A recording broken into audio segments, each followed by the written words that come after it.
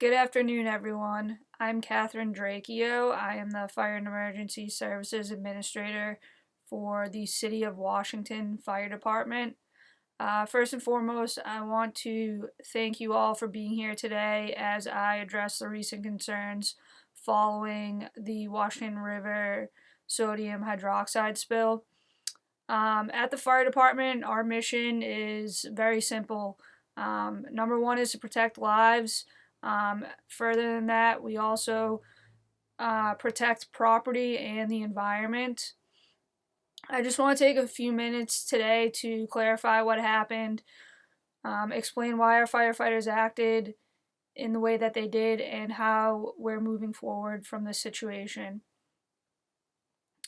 So first, I'm going to discuss the staffing levels and specifically NFPA 1710.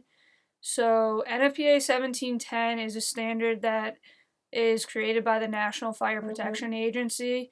That is the national organization that develops and publishes safety codes for fire departments across the country. So NFPA 1710 recommends that there be a minimum of 4 firefighters on the first arriving engine to any scene to ensure safety for the firefighters and the public, as well as safe and effective operations during whatever the incident may be. Right now, our department responds with 2 firefighters per engine.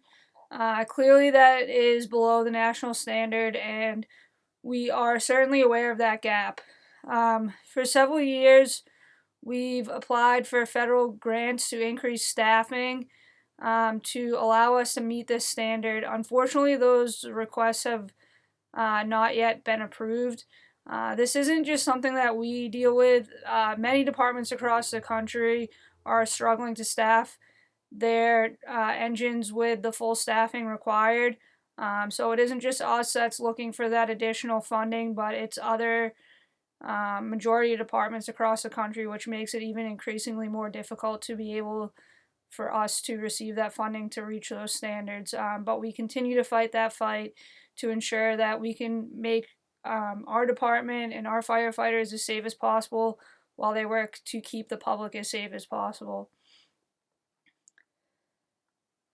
Our firefighters, even without this staffing levels, will always continue to serve the community to the best of their ability with professionalism. And to fill that gap, since we do not have, we're unable to meet that standard currently, we will rely on our mutual aid partners from surrounding towns and train with those mutual aid partners to maintain safety and effectiveness throughout our operations. Now I'll be moving on to talk about the hazardous materials training. All of our personnel have completed hazardous waste operations and emergency response training at the awareness level, which is the level that's required by the Occupational Safety and Health Administration, as commonly known as OSHA. This regulation is 29 CFR 1910.120. This training allows firefighters to recognize the hazardous materials, protect themselves, and notify the proper response teams. We are now expanding the operations level, which allows personnel to take limited defense actions safely during hazmat events. The training initiative began before this incident had occurred and continues today and will continue in the future, with full certification of all of our firefighters expected within the next year.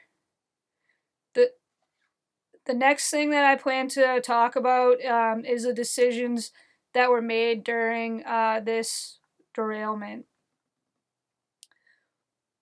When the train carrying the sodium hydroxide derailed, the chemical runoff began flowing down towards the nursing home, where we have more than 120 residents, many of which are immobile and are bedridden, so they would be unable to self-evacuate, requiring a large number of resources that we unfortunately do not have at the time to move those patients. Our firefighters made the decision to divert the chemical flow away from the facility. This decision prevented injuries and likely saved many, many lives within that facility. Unfortunately, with this decision, there was a result in chemical reaching the river, which led to a fish kill. While we deeply regret that environmental impact, our firefighters made a split-second choice to prioritize human life, and that was definitely the right call. Human life is our number one priority. Our top objective is to protect the health and safety of the public as well as the first responders who are working to ensure that the public is safe. We recognize the importance of keeping officials and the public informed about our operations, and that is what we plan to do. Moving forward, we plan to hold monthly public briefings with all elected leaders in which we will share updates on staffing, training, and departmental goals.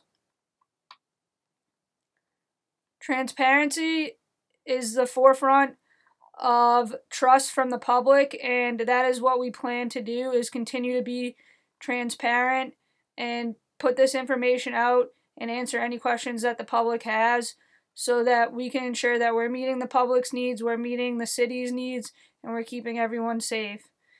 In closing, I want to reaffirm our department's commitment to safety, accountability, and continuous improvement. Our firefighters acted courageously to protect the most vulnerable members of our community, and we are stronger and better prepared because of that. I will always stand by the decisions that my firefighters and this department makes to keep the community safe. Thank you for your trust and continued support.